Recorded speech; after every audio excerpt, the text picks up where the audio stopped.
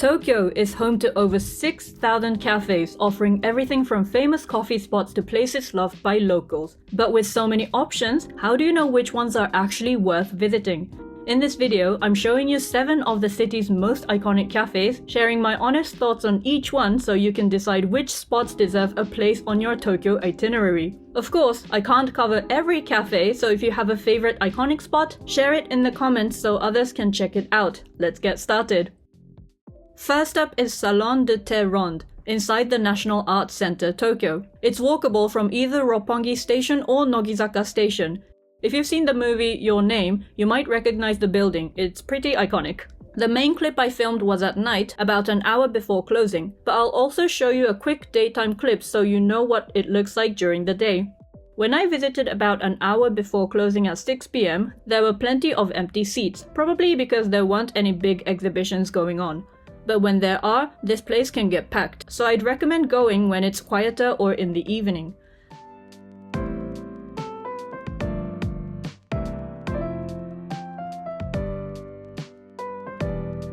I had their coffee and cake set.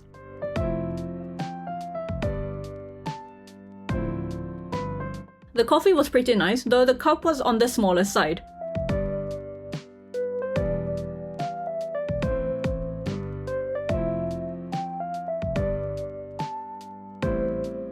The cake was light, fluffy, and not too sweet. Good, but nothing that will change your life. But honestly, you're here more for the atmosphere. With its sleek design and huge windows, it's perfect if you're looking to snap some Instagram-worthy shots. Most of the people there were locals when I visited, though it's popular with tourists too since it's been quite popular on social media. Next, we've got Starbucks Reserve Roastery Tokyo in Nakameguro, probably one of the most beautiful Starbucks locations in Japan. It's walkable from Nakameguro Station or Ikejiri Ohashi Station. Opened in 2019, it's spread across 4 floors, each with something different. The first floor has coffee, a bakery called Princi, and some merch that you can only get here.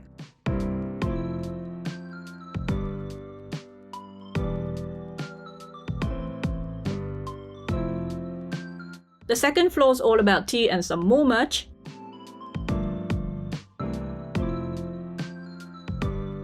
The third floor is a cocktail bar, and the fourth floor holds workshops. It's especially famous during the cherry blossom season since you can see the blossoms from the terrace, though some of the terrace seats are reservation only during that time, so check their website before you go. When I visited on a winter weekend before 10 AM, there was no line to get in, but the queue for coffee was already massive. We came here on a Sunday. We came as early as possible. We arrived before 10 AM and it's still crazy. At least we didn't have to queue outside the shop, but to get our coffee there was a long queue and there's all these people looking for seats. So good advice from me is don't come on the weekend if possible. Since the coffee line was too long, I went for a Tivana tea latte instead. So we managed to find a seat inside, thank God. It was pretty cold outside. It's still February, so it was 5 degrees outside. So we are very happy that we got a seat inside. So we're gonna try the drinks and the mini croissant. We got the Rwanda black tea with milk. Yes, it's so nice and foamy. Oh my God. Usually I don't like tea that much in Japan because the tea leaves are not the best, and also we have soft water instead of hard water, so I feel like the tea we get in Japan are not very good, but this one, oh my God, it's very fragrant and milky. Wow. I like the size as well. As big as my head. Well, not almost. Try it. This is relaxing. Very nice. So I'm here with my mom today, and just a little announcement. Well, it's a big announcement. My mom is going to be giving tours on Shuntours. Yes, she's gonna be a tour guide. Tokyo Foodie Mama will be tour guide. Oh my God! What are your strengths? I've been living in Japan for decades. I'm the professional of Tokyo food and sake. And culture. Yes, of course. She's probably more knowledgeable than me, so if you want a tour with Tokyo Foodie Mama, go check out the Shuntours website, link in the description box down below. Let's try this cute croissant.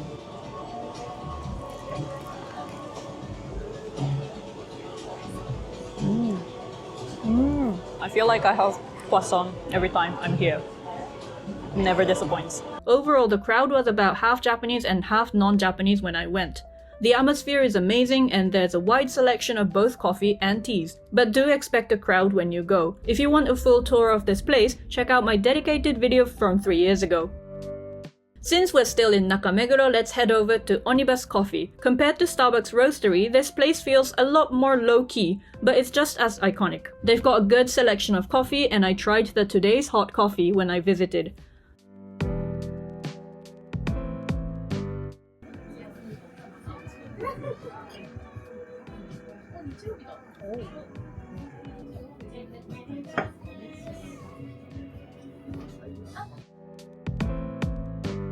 The real highlight though is during cherry blossom season. You get a great view of the sakura with trains passing by in the background, which is perfect if you're after that classic Instagram shot.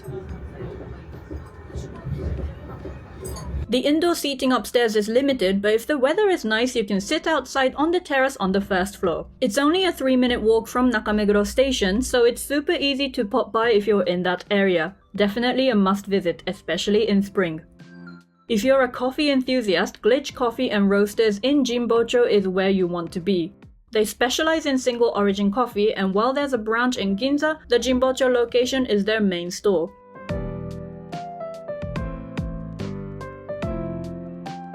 あんまり酸味のあるコーヒーが好きじゃないので、酸味ちょっとない感じでっていう風にお願いして、はい。今日もブラックにされます。あ、そうですね、はい。味わいがこうギュッと凝縮したニュアンスがあって、なんかフルーティーではあるんですけど、フルーツでもちょっとドライフルーツとかそういったニュアンスがあります。ちょっと乳酸菌と一緒に発酵させてるんで、キャラメルとかちょっとバターみたいな甘い香りがするような映画なんです。ありがとうございます。なんか乳酸菌で発酵っていうのが気になったので、はい、コロンビアで、はい、ドリップでお願いします。Prices range from 800 yen per cup to the fancier options going up to 4,000 yen if you're feeling fancy. I had one priced at 1,000 yen.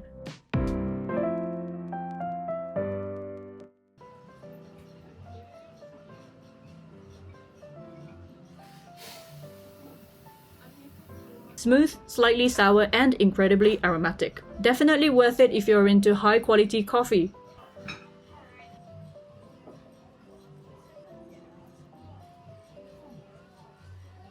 The staffs were great. They spoke excellent English and explained each type of coffee to customers, so even if you don't speak Japanese, you'll still get the full experience. When I visited on a weekday, there were 2 groups waiting in line ahead of me. The seating is limited, but I managed to get a seat. The vibe is minimalist and relaxed, and the crowd was about half Japanese and half tourists when I visited. It's within walking distance from Jimbocho Station, so it's easy to get to, and if you're serious about coffee, you won't be disappointed. Next is Bread, Espresso, and, which lives up to its name. They do both very well. They have a few branches across Japan, but I went to the main one in Omotesando. Their signature item is the iron plate French toast served from 3 p.m. onwards. I visited on a weekend right after they started serving it and waited about 50 minutes. So if you don't fancy waiting that long, try going on a weekday or at a different time.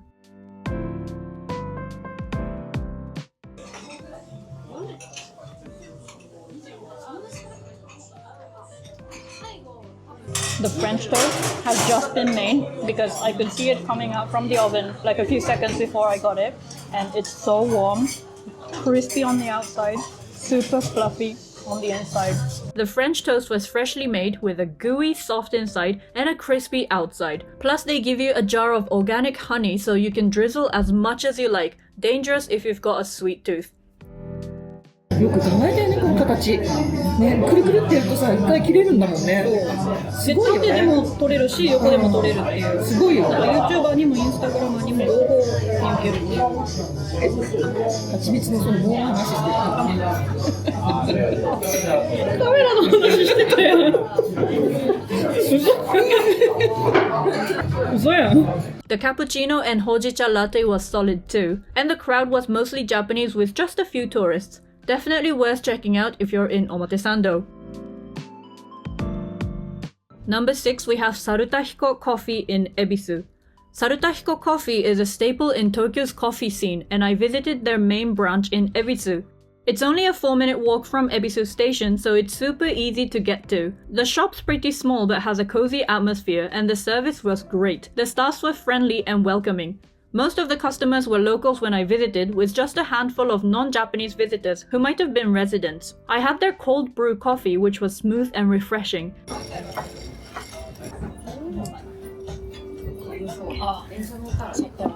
And their yuzu and honey green sparkling tea, which surprisingly was really good. 美味しいでしょ。美味しい。なんだね、リフレッシング。甘いけど全然甘く大丈夫。あ、コーヒー以外初めて飲んだかも。They also sell merch that's perfect if you're looking for a souvenir. If you're after more variety, their flagship store in Harajuku has a wider selection of souvenirs, but the Ebisu branch is the one to visit if you want that classic Sarutahiko experience. And finally, we've got Ivy Place in Daikanyama. It's close to the famous Tsutaya bookstore, and when I visited, the crowd was mostly Japanese with a handful of tourists.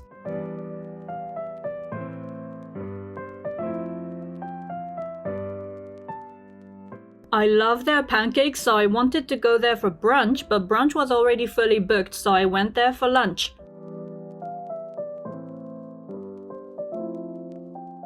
We ordered salad with duck roast and clam chowder. Both very flavorful and amazing, and the portion sizes are pretty big for a Japanese standard.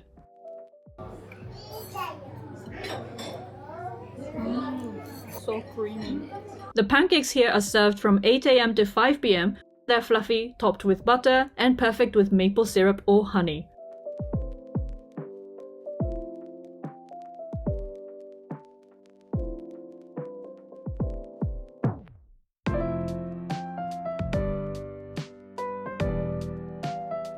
I got fresh berries on the side, which made it even better. Some fruit steam.